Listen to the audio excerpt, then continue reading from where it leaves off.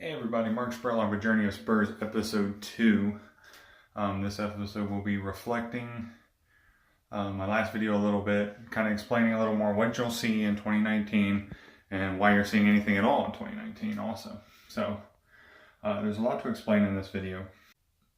That being said, I've had this overwhelming feeling of unsatisfaction no matter what I would do. This includes earlier this year, a few months now, I had completed a 15K. Now that's 9 miles, or a little over 9.3, I think. And at 300 pounds, that's a huge accomplishment, especially for me. I was diagnosed with some birth defects in my ankles, and around the age I was probably 14 or 15, and I was told by my surgeon that if I could walk around the store at Kroger, that's a big success, if he can get me at least that good, because it looks like they were deteriorating very quickly. I really kicked that disability's ass pretty hard, considering after that diagnosis and I had to stop doing football because of how reckless it was on my ankles, I decided to enter into strongman. So I was carrying extremely heavy objects for distances, along with pressing and lifting some deadlifts off the floor type events. Back to 2018, there's been a significant lack of satisfaction with anything. It just felt like no matter the process nor the completion, I absolutely could not feel fulfilled with a journey or a task or a goal being met or anything.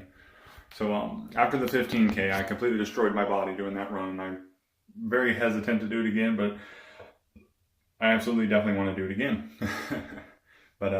So after that race, I was absolutely destroyed, and I decided, maybe I definitely need to see a doctor, because there was no satisfaction. All that pain, all that training, all that time, with zero satisfaction after completing that race. I ran that race with my cousin. That was extremely satisfying at that moment, because me and him had completed it together.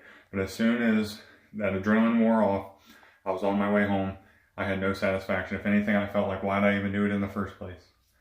So my mindset was really foggy, my mentality was foggy, and that doesn't seem like my character to be, that really doesn't seem to be like my average character, the character I describe myself as. So I decided to actually see a doctor about this. After seeing a physician about, and kind of telling him what's going on, I had to get established with a new doctor. And he had given me some exams to take, and one of the exams happened to be an ADHD. Now, this is definitely something I never figured myself to have. I have always been very, goal-oriented, excited. I'm very self-confident. I'm willing to take on any task, any challenge, and blow it out of the water no matter what. But the problem is, I'm willing to do any and all of those tasks and all those challenges because I don't have satisfaction from one, so I just keep on going and I don't stop. So that's what I was talking to my doctor about, and he said, and this is pretty much the science of what he said behind it.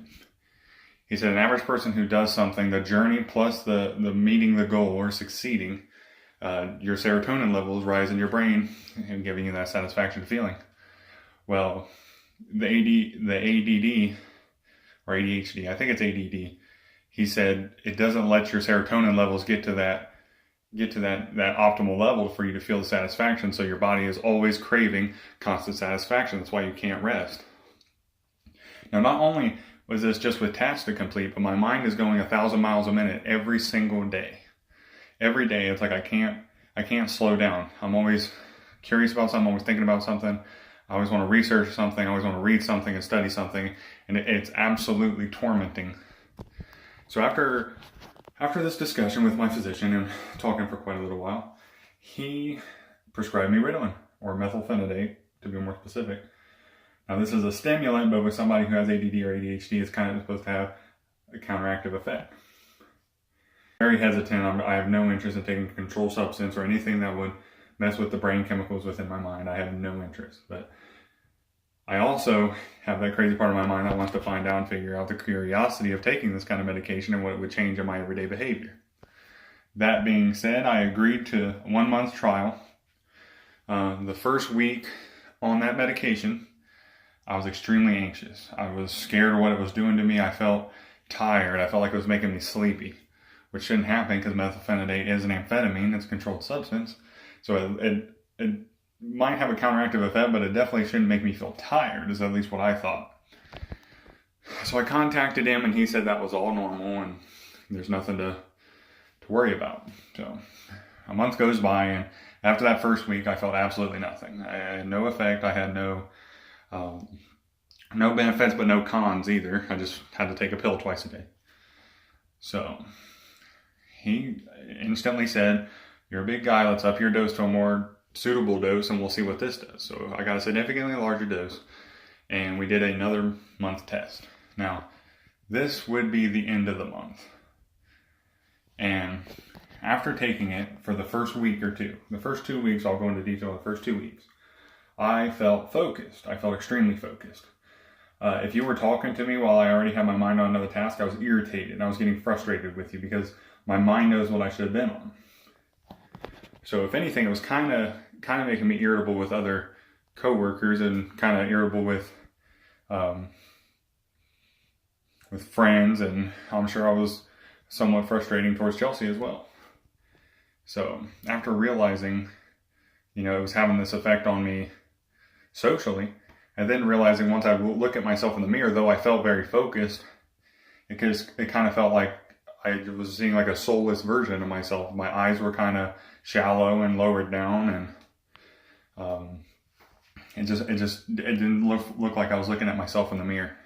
And that's devastating to me because I'm very confident. I'm very proud of who I am, but all I seen in myself was a disappointed version of myself. I knew I was just skating by, letting this medication do what I should be able to do myself. Or at least this is currently how I feel I should be able to do it myself. So in my last video, that whoever's watching this probably had seen the last video as well, that was me on 20 milligrams of Ritalin. And I have watched that video myself, probably 10 of the 20 views it has, and I'm absolutely disgusted with it. I can just see the discontent on my face, and I could feel the lack of emotion, or it just wasn't me, and I can sense that through this video. So after seeing myself and how I act on this medication, that was a huge factor on why I'm doing this vlog series this year and trying to transition this into a podcast.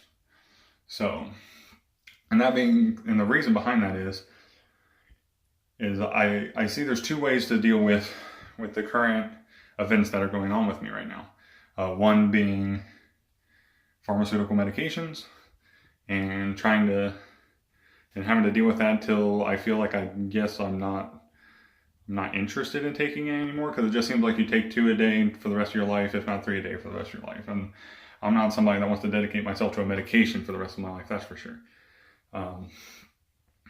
Or two, do the things that I think will occupy my mind and keep my mind satisfied as best as I can.